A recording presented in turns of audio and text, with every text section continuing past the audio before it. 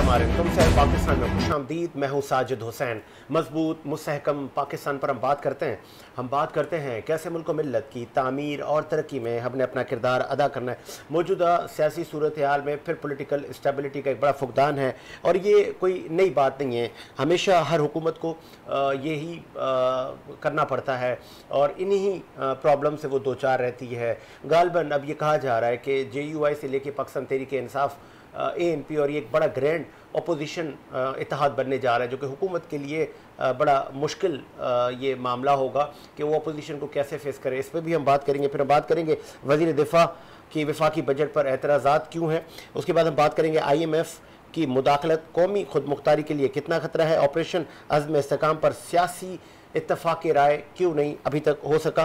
क्या महमूद खान अचकज़ई हुकूमत से मुज़ाकरात करने में कामयाब हो जाएंगे। तो दूसरी जानिब मोहम्मद औरंगज़ेब साहब ने मिफ्ता इस्माइल की 100 रुपये पर दुकानदार की टैक्स वाली पॉलिसी को इंडोज़ कर दिया। उन्होंने कहा कि मिफ्ता इस्माइल उस वक्त 2022 में ठीक कह रहे थे। तो फिर आज मिफ्ता इस्माइल और शाहिद खकान अब्बासी ने भी प्रेस कॉन्फ्रेंस की और हुकूमत को आड़े हाथों लिया। इस पर भी हम बात करेंगे। फिर हम आखिर में बात करेंगे MQM और PPP फिर से एक माज़राई की सियासत की तरफ गामजन है। शर्जील इनाम मेमन ने मुतालबा कर दिया कि गवर्नर सिंध कामरान टिसोरी को मुस्ताफ़ी हो जाना चाहिए। तमाम पर बात करेंगे। स्टूडियो मेरे साथ मौजूद है सीनियर जर्नलिस्ट हैं, कई बार अपने मुल्क की सियासत और सहाफ़त जैसे सज्जाद अली शाह, जो उनके बहुत शुक्रिया सर। शाह साहब आपने टाइम दिया। पहले सर हम बात कर लेते हैं फवाद चौधरी की। फवाद चौधरी साहब मंजर पर आ गए, स्क्रीन के बगैर वो रह नहीं पाते। देर आए दुरुस्त आए, लेकिन अब जब वो आए हैं अब वो PTI के नहीं होकर आए, वो अब साबिक हो गए और अब वो PTI की मुखालफत में आ गए। क्या जिस तरह PTI कह रही है बराए फ़रोख्त। बिस्मिल्लाहिर्रहमानिर्रहीम। साजिद मुखालफत वो PTI की नहीं कर रहे और स्पोक पर्सन की हैसियत से ही उतरे हैं। PTI को वो बिल्कुल नहीं, वो कह रहे हैं मौजूदा जो क़यादत है हाँ उससे मुत्तफ़िक़ नहीं है। हाँ मैं उनको नहीं मानता। देखें मौजूदा क़यादत से तो जहाँ तक आप अगर PTI की बात करें तो मैं देख रहा हूँ कि कारकुनान भी मुत्तफ़िक़ नहीं है।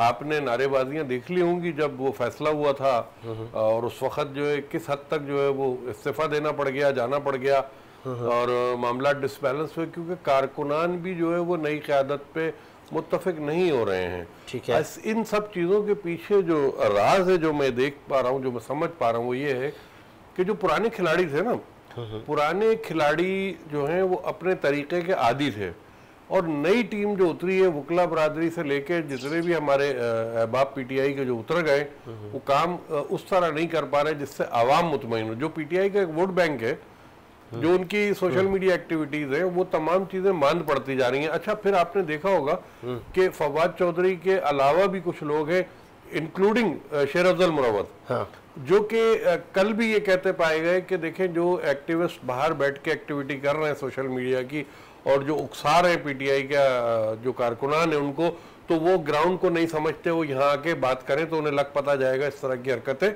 सूट नहीं करती और मुल्क की सालमियत के खिलाफ बात करना सूट नहीं करता। ये मुरव्वत साहब के अल्फाज हैं।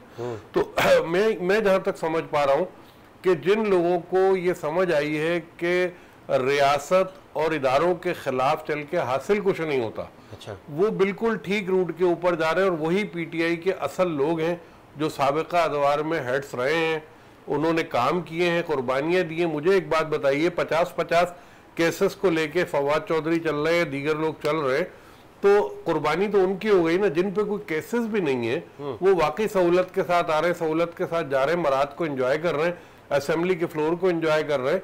तो बात यह है कि वो लोग कहाँ गए जिन्होंने कुर्बानियां दी हैं। तो किसी भी तंजीम या ऑर्गेनाइजेशन का वो मेंबर जिसने कुर्बानियां दी होती हैं, तहरीक का हिस्सा रहा होता है, वो वक्ती तौर पे अगर अपने चेयरमैन के कायद के कहने पे साइलेंट भी हो जाता है तो इसका ये मतलब नहीं है कि वो पार्टी से अलग हो गया। वो बात बिल्कुल ठीक कर रहा है। अब अडियाला से अगर अहकामात नहीं आ रहा है या उनका राब्ता डिस्कनेक्ट है, हाँ, तो हो सकता है आने वाले वक्तों में राब्ता हो तो फवाद चौधरी और दीगर लोग जो वाकई कुर्बानी के मसाइल से गुजरे हैं, जिन्होंने दुख तकलीफ सहा है। अब एक बहुत बड़ा इंपॉर्टेंट सवाल आपसे करने जा रहा हूँ। IMF की मुदाखलत पाकिस्तान की खुद मुख्तारी के लिए कितनी अहम है। इस बार तो वज़ीर आज़म शहबाज शरीफ ने कहा कि हमने IMF से रुजू करके बजट बनाया है। देखें, खुद मुख्तारी का जहाँ तक ताल्लुक़ है, वो बिजनेस के अंदर खुद मुख्तारी नहीं होती बल्कि फ्लेक्सिबल होना पड़ता है दोनों तरफ से। तो IMF के पास आप गए, IMF चल के आपके पास नहीं आया है। जो भी हुकूमत आई है वो IMF के पास गई है, पाकिस्तान को चलाने के लिए गई है। तो अब इस वक्त जो है वो स्टेबिलिटी लाने की जरूरत है। ये बातें कहना कि खुद मुख्तारी को धक्का लगेगा या खुद मुख्तारी तक तो कोई पहुंच भी नहीं सकता अल्हम्दुलिल्लाह पाकिस्तान की। और इसी हवाले से आपने देखा होगा कौमी असेंबली में जो है वो जब अमेरिका के खिलाफ बात की गई तो वही लोग जो साइफर को लहराया करते थे वो एहतजाजी हो गए। एक अजीब मामला हो गया। खुद मुख्तारी पे हमारी कोई उंगली नहीं उठा सकता। IMF जो है वो कोऑर्डिनेशन में है पाकिस्तान हुकूमत के साथ, और हुकूमत भी इस तरीके से IMF को लेके चल रही है कि नाराज भी ना हो, कारोबारी सिलसिला, मईशत की बहाली का सिलसिला और जो उनके पैकेज हैं उन पैकेजेस बन रहे हैं उनके ऊपर भरपूर तरीके से अमल दरामद किया जाए। हाँ, मैं ये जरूर यहाँ कहूँगा कि IMF की ब्लैकमेलिंग ये है कि वो जो शराइत डालता है उस शराइत में हुकूमत पाकिस्तान को अपने आप को सही तरीके से पेश करना चाहिए, आवाम की रजा को मद्देनजर रखते हुए। ये गरीब आवाम का मुल्क है, ये 98% गरीब लोगों का शहर है। पाकिस्तान में कराची जैसा शहर जो मेगा सिटी है ये भी 98% गरीब लोगों का शहर है। तो मैं कहता हूँ कि पूरे पाकिस्तान के लोगों को अगर हम देखें तो गुर्बत पाकिस्तान में बिल्कुल है। ठीक है, बिल्कुल उसको मानना पड़ेगा। शाह साहब, सॉरी फॉर इंटरप्ट, इस वक्त हमें ज्वाइन किया है, आप सीनियर स्पोक पर्सन हैं और आप एक्स मैन सर्विस सोसाइटी के चीफ ऑर्गेनाइजर हैं। अजीज अवान साहब ने ज्वाइन किया, खुश आमदीद कहेंगे अजीज अवान साहब। जी जी, वालेकुम सलाम साहिब भाई। ऑडियो बढ़ाइएगा प्रोड्यूसर साहब अजीज अवान साहब की। सर, पहला मेरा सवाल बड़ा खतरनाक है आपके साथ, तो मुझे उम्मीद है कि आप इसका भरपूर जवाब देंगे। सर, ANP और कुछ पॉलिटिकल पार्टियां कह रही हैं नए इलेक्शन करवाएं, ये हुकूमत फेल हो गई है। अच्छा, पहले भी जो इलेक्शन करवाए थे इन्हीं की फरमाइश पे इलेक्शन हुए थे, टाइम पूरा हो गया जी, इलेक्शन कराए तो ये लोग कहते हैं इलेक्शन। अगर इनका इन इलेक्शन के ऊपर भरोसा नहीं है तो क्या गारंटी है कि नए इलेक्शन पे भी इनका भरोसा होगा? और क्या आपका मुल्क इस वक्त ये अफोर्ड कर सकता है कि हम नया इलेक्शन कराएं? इतना पैसा कहाँ से लेके आएंगे? अगर इतना पैसा हो तो ये लोग जो आए दिन पेट्रोल की मद में और बिजली की मद में इतनी महंगाई बर्दाश्त कर रहे हैं, तो इन बेचारों को बर्दाश्त करनी पड़े। ये शर्म आनी चाहिए उन कुत्तों को जो कहते हैं कि नया इलेक्शन कराना चाहिए, चाहे वो मौलाना साहब हो तो चाहे ANP हो तो चाहे वो कोई और जमात हो। बात ये है, ये मजे भी ले रहे हैं, मौलाना साहब जो वज़ीर आज़म को भी मिल रहे हैं और मजे भी ले रहे हैं और धमकियां भी दे रहे हैं। ये है ब्लैक मेलर लोग। और इन्होंने हमेशा से बेनजीर को ब्लैकमेल किया, इन्होंने मुशर्रफ को ब्लैकमेल किया, इन्होंने नवाज शरीफ को ब्लैकमेल किया, इन्होंने और आने वाले लोगों को ब्लैकमेल किया। तो ये ब्लैकमेलिंग में अपने फायदे उठाना चाहते हैं। इलेक्शन इनका टारगेट ही नहीं है। मुझे बताएं साजिद भाई कि क्या गारंटी है कि ये नया इलेक्शन मानेंगे? और आपको नहीं अंदाजा कि इस वक्त हमारे मुल्क के क्या हालात है? हम IMF के तरले कर रहे हैं पैसे लेने के लिए, हम आए रोज चीजों में इजाफा कर रहे हैं। लोग बेचारे महंगाई की बजट आवाम से पूछे ना कि इलेक्शन चाहते हैं या महंगाई खत्म करना चाहते हैं, और इनके पास कौन सा ऐसा फार्मूला नया इलेक्शन करा के ये लोगों के मसाइल हल करेगी? जो भी हुकूमत आती है फार्मूला तो ये होता है कि अपने लोगों को रिलीफ देना है, अपने लोगों को इस तरह की इज्जत एहतराम देना है कि वो इज्जत के साथ अपनी जिंदगियां बसर कर सकें। तो मौजूदा हुकूमत अगर भी थोड़ा सा काम कर रही है और अभी हमने बड़े मुश्किल तरीन फैसले किए जा रहे हैं कि हम आगे जाके इन मसाइल से निकलें, तो उनका साथ देना चाहिए या कहना चाहिए कि नया इलेक्शन होना चाहिए? इस मंतक की आपको अगर समझ आती है तो मुझे बता दें सर। मैं एक बड़ा एक सेंसिटिव इशू है। ख्वाजा साद रफीक ने कल बयान दिया है कि हम कोई केक पेस्ट्रियां नहीं खिलाएंगे, जो हम पे हमला करेगा हम उनको मजा चखाएंगे और हम उनको बताएंगे कि पाकिस्तान की दिफा कितना मजबूत है। उसके बाद सोशल मीडिया के जो सार्फिन है, जो आम पब्लिक है, वो चाहे मुल्क की हो गैर मुल्की हो, सर मैंने जब उसको स्टडी किया, डीप में गया, तो इतना जहर भरा हुआ है लोगों के जहनों में। मैं इस नेशनल टीवी पे बता नहीं सकता कि वो पाकिस्तान की सालमियत पर किस तरह उंगलियां उठाते हैं। और इस पूरे सिनेरियो में फिर हमारे पॉलिटिशियन, स्पेशली मौलाना साहब अज़्म इस्तेकाम ऑपरेशन पे जिस तरह उन्होंने तमस्कर उड़ाया, मजाक उड़ाया, तो रियासत क्या सोच रही है इस पे? देखिए, रियासत ने तो यही सोचना है कि उन्होंने अपने मुल्क का दफा मजबूत करना है और उन्होंने वही फैसले करने हैं जो मुल्क के मुफाद में हों। इस तरह के लोग पहुंचते रहे, इससे कोई फर्क नहीं पड़ता। आप इन लोगों से पूछें कि शर्म ये नहीं आती कि रोज हमारे नौजवान शहीद हो रहे हैं, चाहे वो सिपाही हैं, चाहे वो हवालदार हैं, चाहे वो मेजर हैं, चाहे वो कर्नल है। क्या वो इस मुल्क का सरमाया नहीं है? वो किसी के बेटे नहीं है? वो इस मुल्क की जंग लड़ते लड़ते अपनी जानों का नजराना देते जा रहे हैं। इनकी उंगली पे टक लग जाए तो ये कहते हैं हम अमेरिका जाना है, वहां पे जाके हमने इलाज कराना है। इनके बेटे असेंबलियों में बैठे हुए हैं मैंने बन के, इनके बेटे प्राटों में और करोड़ों अरबों रुपए की गाड़ियों में घूमते हैं। इनको शर्म ही नहीं आती बेशर्मों को कि आए दिन हमारे जवान इतने शहीद हो रहे हैं और हम इस ऑपरेशन का मजाक उड़ा रहे हैं। मेरी बात गौर से सर सुने, जिसका नाम जनरल आसिफ मुनीर है ना, वो इस मुल्क के लिए कोई मुल्क के इत्तेफाक के लिए कोई कंप्रोमाइज नहीं करेगा, चाहे कोई सियासतदान हो, चाहे कोई ताजर हो, और जो इस मुल्क के खिलाफ होगा उसके खिलाफ हर सूरत पे एक्शन होगा, चाहे वो जितना भी जोर लगा ले, मजाक उड़ा ले, कुछ भी कर ले। इंशाअल्लाह ताला मौजूदा सिपा सलाहत जो है उन्होंने इस गल का अहद किया हुआ है कि वो इस मुल्क को बिल्कुल दहशतगर्दी से साफ मुल्क बनाएंगे और इस मुल्क के मसाइल हल होने में पूरी गवर्नमेंट की मदद करेंगे, और उन्होंने की भी है। और उन्होंने फर्दर बहुत सारे मुख्तलिफ तबका के लोगों से मुलाकात भी किया। सर मेरे एक ही सवाल में 3 सवाल है, मैं चाहूंगा इसका डिटेल में आप जवाब दें। सबसे पहले फवाद चौधरी मार्केट में आ गए सर, उसके बाद सिंध में शर्जील इनाम मेमन ने गवर्नर को कहा कि आप मुस्ताफी हो जाए, एक दूसरे पे चपकलिश हो गई है। भुट्टो साहब पे उन्होंने स्टेटमेंट दाग दिया एमक्यूएम ने कि उन्होंने मुल्क तोड़ा, और अब सिंध में भी अफरा तफरी का माहौल है।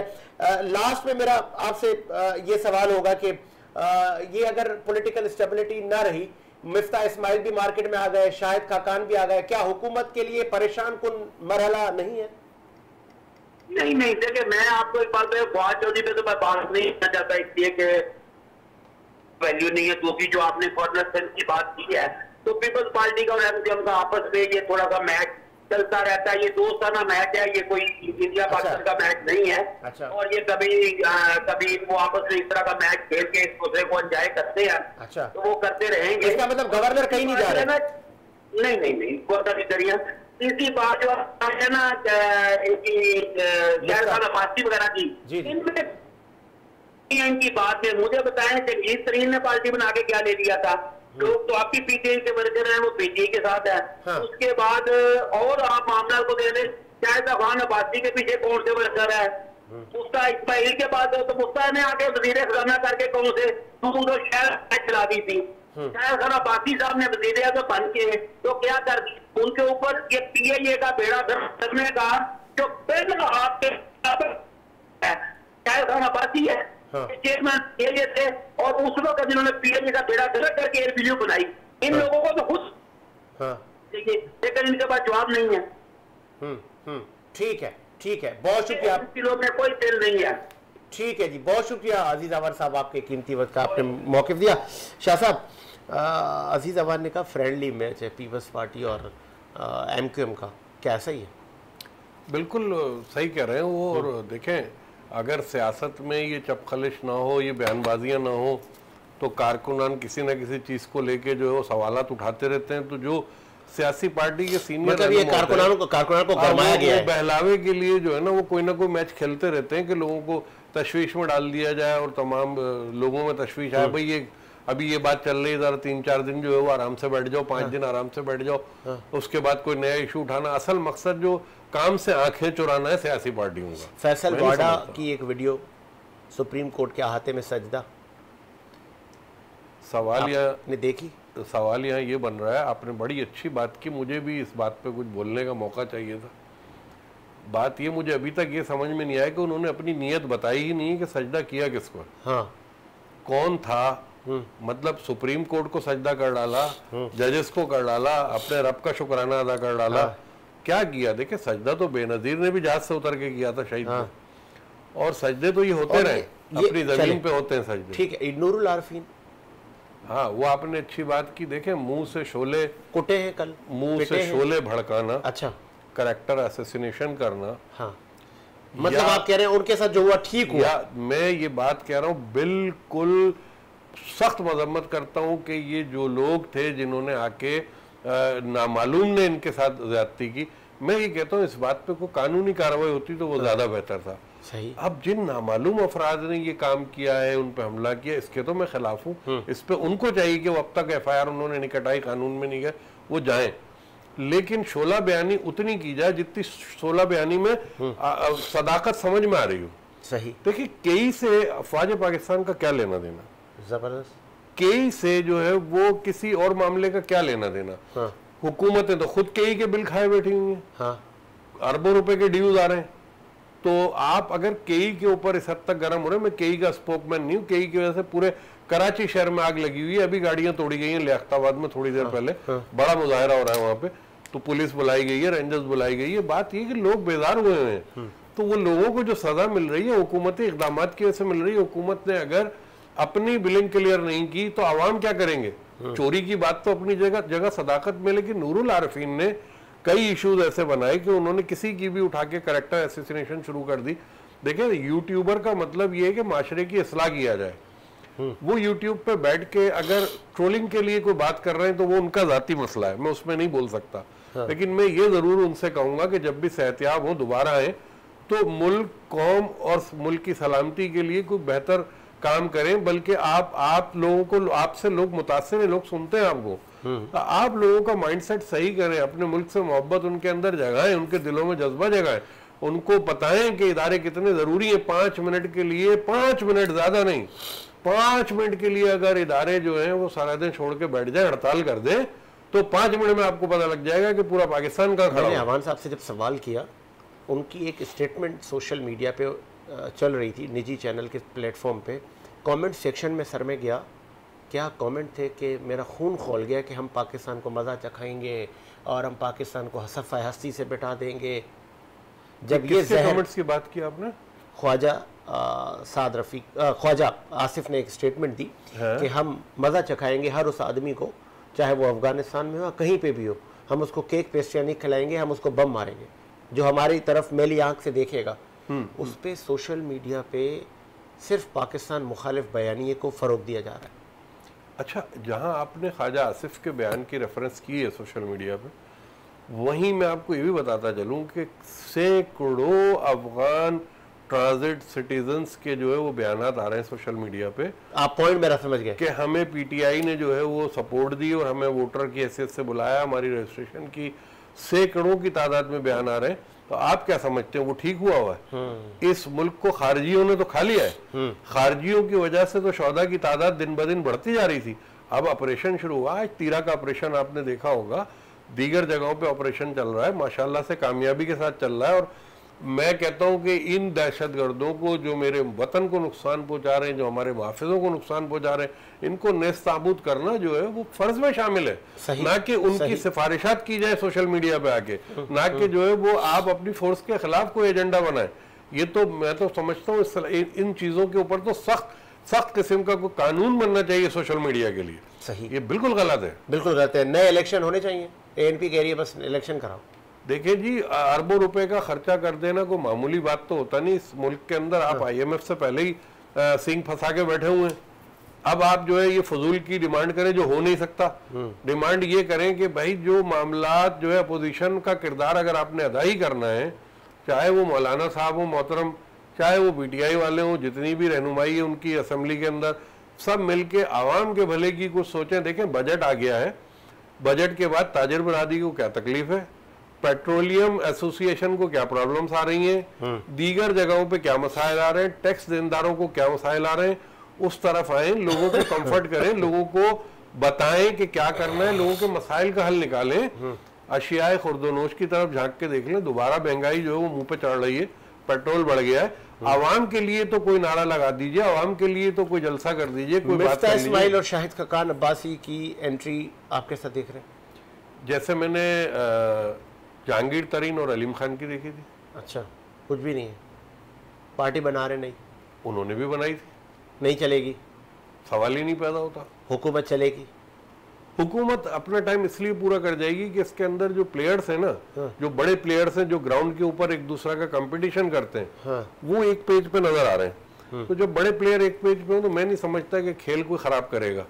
इसमें तो मैं कहता हूँ एम्पायर भी होला हुआ होता है। तो ये सारे मामला जो है वो मुझे इसी तरह नजर आ रहे हैं कि वक्त गुजर जाएगा। लेकिन अपोजिशन का बड़ा किरदार है इसके अंदर कि वो आवाम की जो है ना जबान बोले, आवाम के मसाइल को लेके खड़े हो, आवाम उनकी छतरी के नीचे जरूर आएगी। देखिए, अडियाला, बुशरा बीबी, शाह महमूद कुरैशी इस टॉपिक से थोड़ा बाहर आए, वो ठीक है, वहां पे आप कानूनी पेचीदगियां देखें, उनको बाहर लाने करें, जो भी कर रही है उनकी पार्टी, आवाम के लिए आवाज उठाना बेसिक एजेंडा बनाए कि आवाम में ये शऊर तो आपने जगा दिया कि किसी की कैरेक्टर एसोसिएशन कैसे करनी है, जहन साजी कर दी, ये जहन साजी भी करें कि आवाम को सहूलतें कैसे मिलनी है और किन किन चीजों की वजह से आवाम जो है वो बिलक रहे, चीख रहे। बहुत बुरा हाल है, 900 से ऊपर लोग आपके शहर के अंदर जहां बैठे हैं गर्मी से इंतकाल कर चुके हैं, हलाकतें हुई हैं। ये दुख का मकाम है, ये अफसोस का मकाम है। कितने सियासतदान उन लोगों के घरों पे गए हैं पुरसा करने या आदत करने या उनके दुख को बांटने के लिए या उनके दुख को समेटने के लिए, उनके गम में शरीक होने के लिए। सिर्फ बयानबाजियां, सिर्फ जाती रंजिशें, हुकूमत की कुर्सी के लिए लड़ाई नामुमकिन है। साजिद के ऐसे लोगों के साथ आवाम खड़ी हो जाए। आवाम अब समझदार हो गई, आवाम को उसका हक चाहिए, उसका हक दो उसको। लास्ट में मुझे बताइएगा शाह साहब, मरियम साहबा तो निकली भी हैं, सीएम पंजाब, जगह जगह पे बारिशें भी हुई हैं, मुतमईन है कि ये हुकूमत जाते जाते इस क्राइसिस से निकाल के जाएगी? देखिए, कुछ हो ना हो, मरियम नवाज का जो आप अभी जिक्र कर रहे हैं कि वो काम कर रही हैं, तो मैं ये समझता हूँ कि इंफ्रास्ट्रक्चर के हवाले से और डेवलपमेंट के हवाले से मरियम नवाज अपने वालिद की तमाम पॉलिसियों को फॉलो करते हुए पंजाब में बहुत कुछ कर जाएंगी, बहुत कुछ करती नजर आ रही हैं। कराची और सिंध का मसला ये है कि मुराद अली शाह शुरू से इसको लेके चल रहे हैं, तीसरा टीनियर है उनका। उन्हें भी चाहिए कि अपने मेयर को बुला के एक मीटिंग करें और कराची के इंफ्रास्ट्रक्चर को खूबसूरत करने के लिए, बिजली की बिला तात्तुल फराहमी के लिए, अशियाए खुर्दोनोश की कीमतों के कंट्रोल के लिए ये काम करें, ताकि नजर आए कि वजीर आला जो है ग्राउंड पे हैं। वजीर आला का बैठना पूरे सूबे में तमाम सिस्टम का बैठना कहलाता है। वो कमिश्नर कराची को एक्टिव करें, वो तमाम डीसीज को एक्टिव करें। देखें, मरियम नवाज इन चीजों में आगे हैं, काम कर रही हैं। अमीन गंडापुर से भी मैं कहूंगा कि केपीके में शोला बयानी करने से बेहतर है कि केपीके के आवाम में मजीद अवेयरनेस पैदा करें, वहाँ कॉलेजेस यूनिवर्सिटीज का इजाफा करें, एजुकेशन पे तवज्जो दें और हेल्थ पे तवज्जो दें। बेतहाशा जरूरत है वहाँ एजुकेशन की। तो इन चीजों को वहाँ पे डेवलप करें ताकि किसी दौर में जब दोबारा आप वोट मांगने जाएं तो आवाम आपके साथ खड़ी हो सके। इतना तंग नहीं करें सियासी नारे लगा लगा के आवाम को कि उनके अपने मसाइल धरे रह जाएं। मौलाना ने क्यों मना कर दिया? हुकूमत भी गई थी, वज़ीर आज़म साहब गए, मौलाना ने कहा कि नहीं, हुकूमत को लिफ्ट नहीं कराई मौलाना ने। साजिद, मैं आपको बताऊं, मौलाना का सियासी कद बड़ा है, ज़हीद सियासतदान है, और अगर वो कोई लेफ्ट और राइट की सियासत कर रहे हैं तो उसमें वो कुछ देख रहे होंगे। देखिए, सियासत में जुमलेबाजियां और डिसीजंस और एक कदम आगे बढ़ना और 2 कदम पीछे हटना, ये तमाम चीजें स्ट्रैटेजी होती है सियासत की। वो मौलाना बड़े समझदार किस्म के सियासतदान है, कोई फाउल नहीं खेलेंगे। पीटीआई की भूल है ये। अच्छा, पीटीआई अगर किसी खुशफहमी में बोल दिया है कि आप संजीदा हो, क्या है मेरे पास बैठे, मैं यही आपसे अर्ज कर रहा हूँ कि पीटीआई की भूल है ये कि मौलाना से कोई एंटी कंट्री या एंटी इदारा कोई एक्टिविटी ये करवा जाएंगे, तो ये बेवकूफ़ी है पीटीआई की। मौलाना ज़हीद सुलझे हुए समझदार सियासतदान है और हमेशा से उन्होंने लाखों की तादाद में मजमा जमा करके भी उसूलों का ख्याल रखा है। गमला नहीं टूटने दिया साजिद, मुल्क की किसी चीज़ को नुकसान नहीं होने दिया, आवाम को कोई नुकसान नहीं पहुंचाया, सड़कें उन्होंने बंद नहीं की। उनकी सियासत बड़ी एक सीखने वाली सियासत है उनकी। तो जुमलों की हद तक मैं ये नहीं कहूँगा, लेकिन वो किसी नेगेटिव एक्टिविटी। फैसल वाडा रह गए थे गालबन में, चाहूँगा उस पर रोशनी डाले कि वो सजदा सुप्रीम कोर्ट को कर रहे हैं, जस्टिस फायज ईसा साहब को कर रहे हैं, माफ़ी भी उन्होंने मांग ली, तो किसी एजेंडा के तहत उनकी एंट्री हुई थी।